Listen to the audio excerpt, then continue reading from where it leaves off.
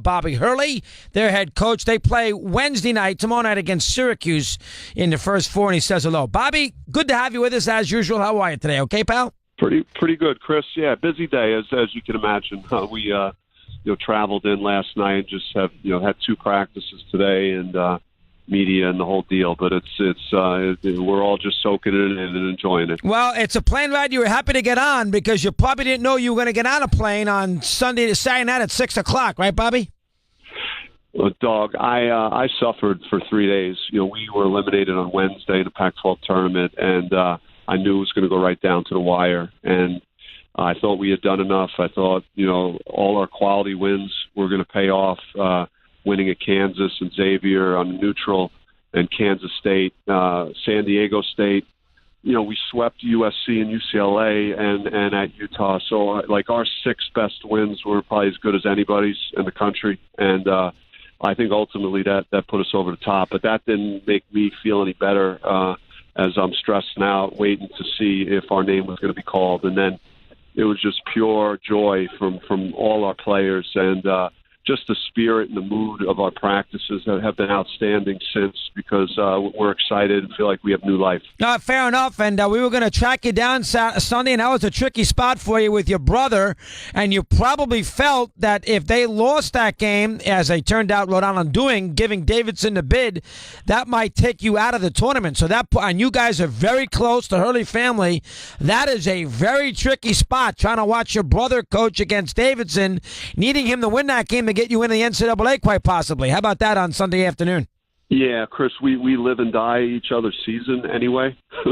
So it got taken to a different level. And, I just couldn't believe, Dan talking to me before the game, an hour before the game about how, he was locked in, as he said, and he was going to give everything he had, not only for his team to win, and win a championship, but he knew where we stood, and I appreciate that. I know he would do anything for me. So it was, and he did. I mean, they were right there, and then it didn't look great, and we knew we were probably one of six teams looking for two spots, and just happy it went our way. And not only that, you had the TBS way to do it. We knew they were going to lose something different with the 68 teams. We were on the air, and I didn't know how they were going to do it alphabetically. So Arizona State came up there pretty quick. So, because they came right after Alabama, and, I didn't know how they were going to do it, and it was AR after AL. So you sitting there in Tempe seeing Arizona 5 minutes into the program. How about that for a second?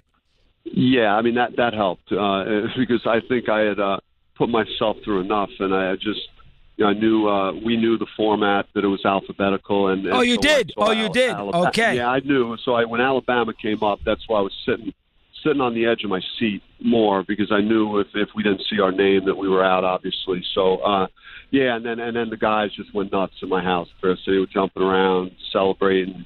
And then we took advantage of the beautiful weather in Arizona and just jumped into the pool there. So it's pretty cool. Very good. All right, now Syracuse probably feels the same way. I had Boeheim on Sunday night. He was delighted too. They maybe were more fortunate to get in than you were, because you had one big game. He hadn't done nearly as much.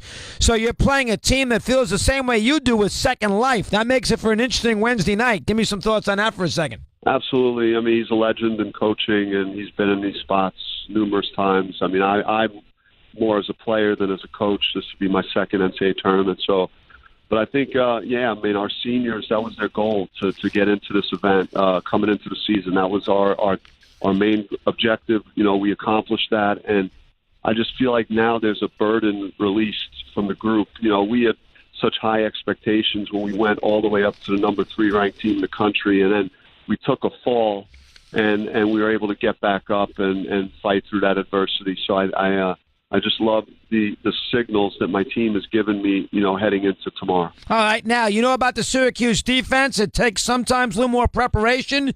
You have 2 days to get used to that matchup zone they play. Give me some thoughts on that for a second.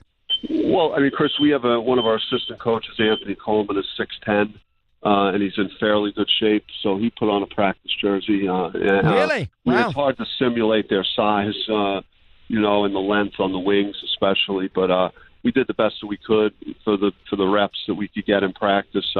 thing about the zone is we didn't attack the zone very well in league play. It's part of the reason that we finished 8-10 in the conference and lost a number of close games. But we have to attack the zone defense better. And the non-conference teams played us man, and our guards just carved up defenses, getting in the paint and making plays. But we got to shoot the ball well from the perimeter, obviously, and there are some strategic ways that we were working on in practice about attacking it. But they're as good at it as anybody in the country. Playing game, Bobby. I know you're off to dinner here, so last thing. Playing game. Does it feel like the end? I know Dayton's a great sport, a great college basketball town, one of the most underrated college basketball towns in the country. The arena's good, so I get the idea they're going to sell it out and it'll be interesting. But it is, they call it a first-round game, but you and I know what exactly it is. Does it feel like the NCAA tournament when you got off the boat, when you got off the plane last night? Do you feel like you're in the main bracket of the draw? How about that for a second? What can you tell me? Yeah, I mean, the media was there. You get that NCAA tournament feel, the professionalism and the first-class way the NCAA, treats the guys and practice and the whole setup has been outstanding so far. And the way I look at it is, we were positioned to not be a team playing in this game to play into the tournament, but we had our struggles and we're here. And I know the guys want to advance, and if you're not here and your name wasn't called, then you have no chance to win a national championship. And as of today, and we'll get our opportunity tomorrow to continue to advance, and that's what it's all about. And now that, you know how it works, Bobby. You get hotness. Shaka Smart did it. Wichita State did it. You can go a long way sometimes if you get a W in this game. You get a game under your belt. You get the nerves out of the way if you can get into the next round. You know that? Yes, yeah, of course. And we've proven during the year we won our first 12 games. So we've proven we could go on a big streak, and along the way you'll beat some of the best teams in the country. So and this year has been very up and down. I mean, there's a lot of teams that have beaten each other. There's a lot of parity. So of course we think if we can get it going, that we'll have a chance to advance and go deep in the tournament. Thanks for a few, Bobby. Enjoy dinner. Enjoy the moment. The next 24 hours. Good luck. We'll root for you there on Wednesday night. Chris, take care, man. Okay, take care. Bobby Hurley, some thoughts with Arizona State. Now, Arizona State will play that game tomorrow night against Syracuse, and then they will run down and they will go play TCU if they are fortunate to get out of this game. Now, the TCU game will be Friday night. Let me check the time on that. Make sure it's at night to give the winner of this game an opportunity. TCU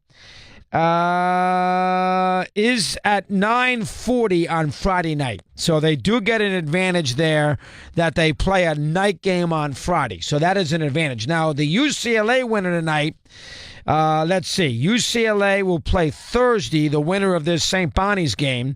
And UCLA on Thursday will play, let's see, they will play Florida, and that game is Thursday night. So both the winners tonight who played late, tonight and tomorrow night, play the late game on Thursday and Friday. The one seeds, the Villanova team plays at night on Thursday, so that's a break. And the Thursday night, the tomorrow night game, which is what? They're playing the one seed, was it Texas Southern or something, wherever it might be. They're playing the one seed. The one seed, let me take a look at that. That means they're playing Virginia. And that game, is that the late game on Friday, or is Virginia playing early? Virginia plays at 9:20. So that's good. So all the winners, the four of them in the next 2 days, do play night games the first round Thursday and Friday. There's been times they have not done that, these teams. This time they did, which is an advantage. First game is in an hour. Second game is at 9:10. Father Rob likes St. Bonnie's. We'll take a break with Dan Lang, a Sports Bite. Mad Dog.